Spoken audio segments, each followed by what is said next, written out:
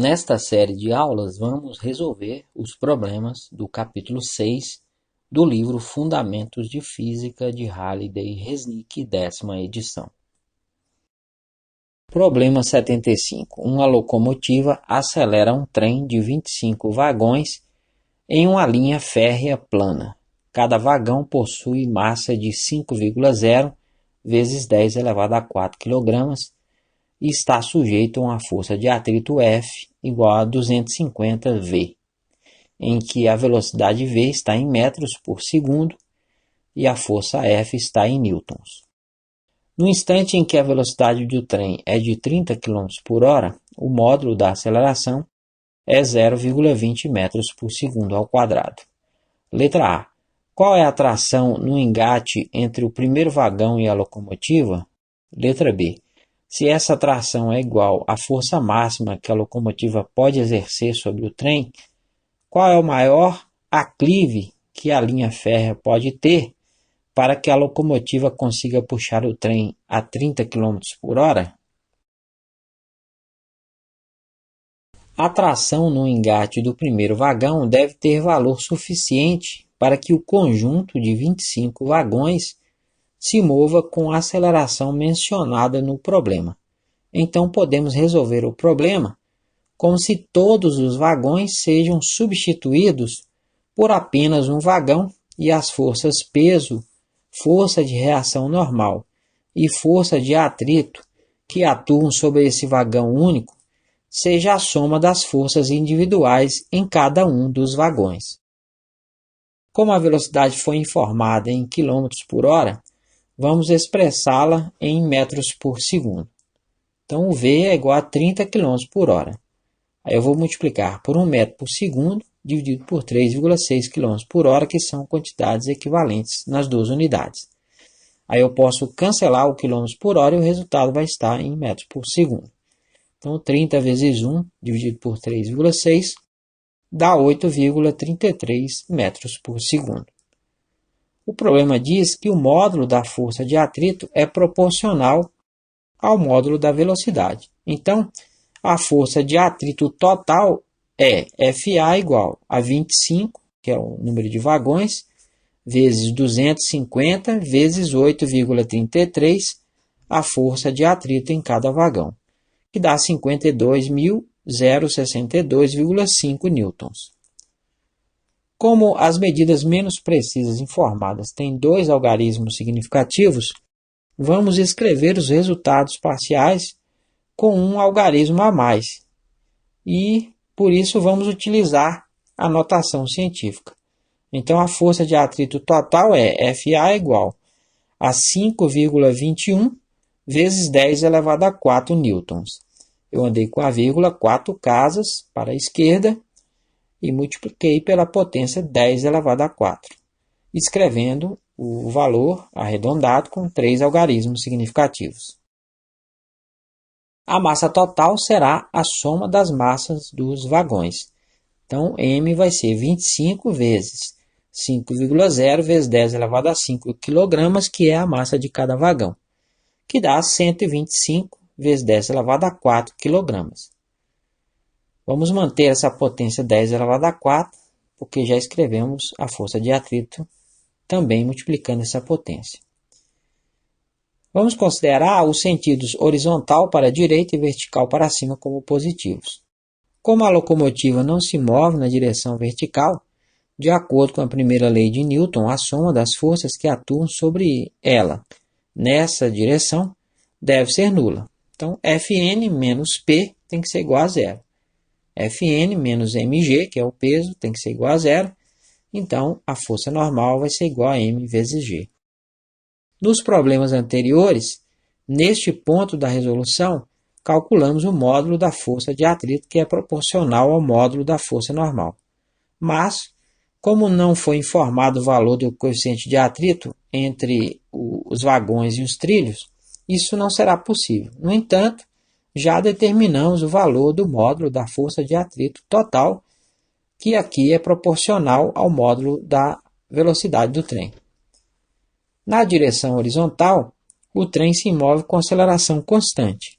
Aplicando a segunda lei de Newton, teremos que T menos FA tem que ser igual a M vezes A. Passando menos FA para o outro lado, o T vai ser M vezes A mais FA.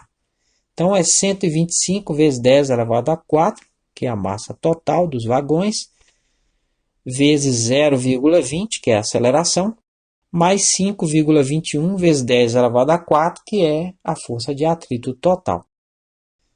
Fazendo essa multiplicação aí, 125 vezes 0,20 dá 25,0 vezes 10 elevado a 4, mais 5,21 vezes 10 elevado a 4.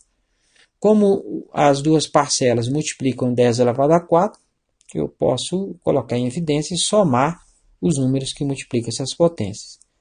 25,0 mais 5,21 dá 30,21 vezes 10 elevado a 4 newtons.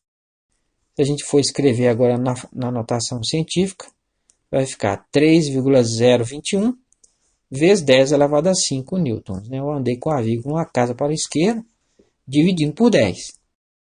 Em compensação, eu vou ter que multiplicar por 10, somando 1 ao expoente, de 4 para 5.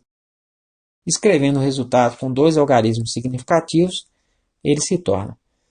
A tração vai ser 3,0 vezes 10 elevado a 5 newtons. Vamos considerar agora a situação em que a locomotiva se move em um aclive.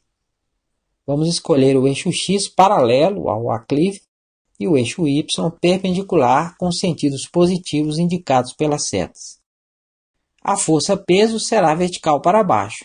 A força de reação normal dos trilhos sobre o vagão terá o sentido positivo do eixo Y, a tração no sentido positivo do eixo X e a força de atrito no sentido contrário, opondo-se ao movimento. O ângulo que a força-peso faz com o semi-eixo Y negativo é igual ao ângulo do aclive, como já vimos em problemas semelhantes e que foi demonstrado na aula 72. Se calcularmos o seno deste ângulo no triângulo retângulo formado pelo peso de suas componentes, teremos que o seno de θ vai ser o cateto oposto, que é Px, sobre a hipotenusa P. Então, Px vai ser P vezes seno de θ, mg vezes seno de θ. Se calcularmos o cosseno, fica o cosseno de θ vai ser o cateto adjacente Py sobre a hipotenusa P. Então, o Py vai ser P vezes cosseno de θ, m vezes g vezes cosseno de θ. Como antes, o trem não se move na direção y, e a soma das forças nessa direção deve ser nula. Então, Fn menos Py tem que ser igual a zero. Fn menos mg cosseno de θ, que é o Py, é igual a zero. Então, Fn vai ser mg vezes cosseno de θ. Aqui também o valor do módulo da força normal não será útil, porque já sabemos o valor do módulo da força de atrito. Como a locomotiva se moverá com velocidade constante igual a 30 km por hora na direção x, a soma das forças deve ser nula nessa direção, de acordo com a primeira lei de Newton. A soma das forças é nula quando o corpo está em repouso ou se movendo em linha reta com velocidade constante. Então, T menos Px menos Fa tem que ser igual a zero. Então, T menos mg seno de θ, que é o Px, menos Fa é igual a zero. Passando menos mg seno de θ para o outro lado, T menos Fa vai ser m vezes g vezes seno de θ. Então, o seno de θ vai ser T menos Fa sobre mg. Então, 3,021 vezes 10 elevado a 5, que é o valor da tração antes do arredondamento, menos 5,21 vezes 10 elevado a 4, que é a força de atrito total, dividido por 125 vezes 10 elevado a 4, que é a massa dos 25 vagões, vezes 9,8, que é o G. A gente pode reescrever o 3,021 vezes 10 elevado a 5 para a mesma potência 10 elevado a 4, escrevendo como 30,21 vezes 10 elevado a 4. Eu andei com a vírgula uma casa para a direita, multiplicando por 10. Aí eu subtraio 1 do expoente. Menos 5,21 vezes 10 elevado a 4. E fazendo 125 vezes 9,8 dá 1.225 vezes 10 elevado a 4.